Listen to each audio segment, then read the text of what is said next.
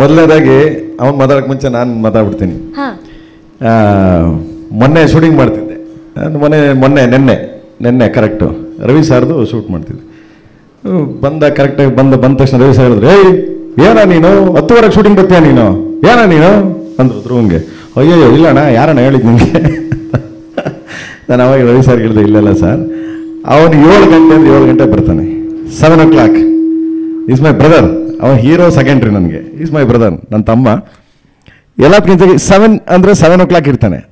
ತಪ್ಪಿ by mistake ಒಂದು 10 ನಿಮಿಷ ಲೇಟ್ ಆದರೆ ನನಗೆ ಮೆಸೇಜ್ ಮಾಡ್ತಾನೆ, ಅಣ್ಣ ಒಂಚೂರು ಟ್ರಾಫಿಕ್ ಆಗೋಯ್ತು, 10 ನಿಮಿಷ. ಬಟ್ 10 ನಿಮಿಷ ಕರೆಕ್ಟಾಗಿ ಬಂದು ನನಗೆ ಇದು ತೋರಿಸ್ತಾನೇನು ಫೋನ್ನ, ಅಣ್ಣ ನೋಡೋಣ 7:10 ನೋಡೋಣ, ಇನ್ನೂ 1 ನಿಮಿಷ ಬ್ಯಾಲೆನ್ಸ್ ಇದೆ ನಿಂದು ಅಂತ. ಅಂದರೆ ಅಷ್ಟು ಪ್ರಾಂಪ್ಟಾಗಿ ಏನು ಕೇಳ್ತೀನಿ ಇದ್ರೆ ಎಲ್ಲ ಇಡೀ ಯೂನಿಟ್ ಇದ್ರು ಹಂಗೆ ಅಂದರು.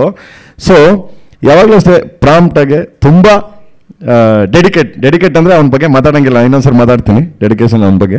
But it's a prompt. And then ನಾನು ಧ್ರುವನ್ನ ನೋಡ್ತಾ ಇರೋದು ಜಸ್ಟ್ ಲೈಕ್ ನನ್ನ ಅಪ್ಪು ಅವರು ಮತ್ತು ಶಿವಣ್ಣ ಅವ್ರನ್ನ ಧ್ರುವನಲ್ಲಿ ನೋಡ್ತಾ ಇದ್ದೀನಿ ನಾನು, ಅವರಿಬ್ಬರನ್ನ ಧ್ರುವರಲ್ಲಿ ನೋಡ್ತಾ ಇದ್ದೀನಿ ನಿಜವಾಗ್ಲೂ. ಅಷ್ಟು ಇನ್ನೋಸೆನ್ಸ್, ಅಷ್ಟು ಅದ್ಭುತವಾಗಿ. ನಮ್ಮ ಅರ್ಜುನ್ ಹೇಳಿದ್ರು, ನಾನು ಓಪನಿಂಗ್ ಒಂದು ಸೀನ್ ತೆಗ್ದಿದ್ದೀನಿ, ಓಪನಿಂಗ್ ಒಂದು ಸೀನ್ ಇಡೀ ಸಿನಿಮಾ ಹೆಂಗೆ ಕ್ಯಾರಿ ಮಾಡ್ಕೊಂಡು ಹೋಗ್ತಾರೆ. ನಮಗೆ ಆ ಓಪನಿಂಗ್ ಸೀನ್ ನೋಡಿದ್ರೆ ಅಯ್ಯೋ ಇವನ್ ಥರ ಆಗ್ಬೇಕಲ್ಲ ನಾನು ಅನ್ಸುತ್ತೆ, ಆ ಥರ ಆ್ಯಕ್ಟ್ ಮಾಡ್ಯಾನೆ. ಸೊ ಏನಕ್ಕೆ ಹೇಳಿದೆ ಅಂದರೆ ಅವ್ನು ಮಾತಾಡೋಕ್ಕೆ ಮುಂಚೆ ನನ್ನ ಬಗ್ಗೆ ಏನಾರು ಬೈದಿದ್ಬಿಟ್ಟೆ ಅಂತ ಹೇಳಿದೆ. ಸೊ ಹೇಳಂಗಪ್ಪ